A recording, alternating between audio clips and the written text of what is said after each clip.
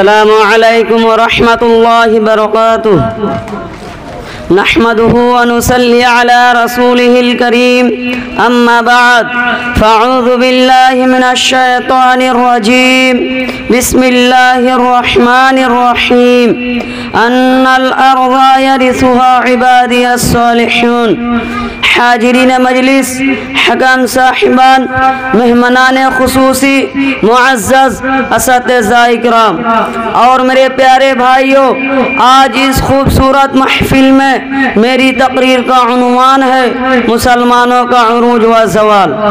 محترم سامعین، ذرا آپ اس زمانے کا تصور کریں جب ایک و تنہا 40 سالہ انسان نے اسلام کی آواز بلند کی اور صرف 23 سال میں وہ آواز اتنی دور پہنچ گئی کہ تاریخ اس کی مثال دینے سے قاصر ہے، اور ابھی 1 صدی بھی نہ گزری تھی کہ ایک انقلاب رونما ہو گیا۔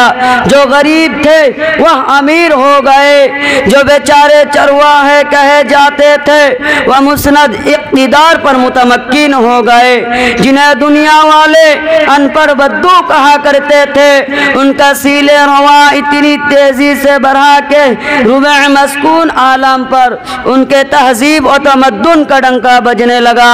جو تعلیم و تہذیب میں پچھلی صفوں میں تھے وہ امام بن گئے۔ انہوں نے یہ ثابت کر دیا کہ قرآن کا یہ اعلان اپنی جگہ درست تھا، ان الارض یرثها عبادی الصالحون، بلا شبہ ہمارے نیک بندے زمین کے وارث ہوں گے۔ مسلمانوں کے عروج کی داستان اتنی دلچسپ اور حوصلہ افزائی اور روح پرور ہے کہ آج بھی ان کو پڑھ کر رونگٹے کھڑے ہو جاتے ہیں۔ علامہ اقبال نے کیا خوبی کہا تھا، دشت تو دشت ہے دریا بھی نہ چھوڑے ہم نے، دشت تو دشت ہے دریا بھی نہ چھوڑے ہم نے، بحر ظلمت میں دورا دیے گورے ہم نے۔ محترم سامعین، ایک وقت تھا جب مسلمانوں کی شوکت، وسطوت اور رائب وہی بات کا ڈنکا بج رہا تھا، مگر وہی قوم آج ذلیل و خوار ہو رہی ہے، وہی اسلام کے نام لو آج پہ در پہ شکستیں کھا رہے ہیں۔ چین سے لے کر افریقہ کے ساحلوں تک جہاں دکھائے مسلمان زندگی کے میدان میں شکستیں کھاتا چلا جا رہا ہے۔ آخر کیوں ہم نے کبھی سوچا ہے؟ میں اپنی بات یہیں سے ختم کرتا ہوں۔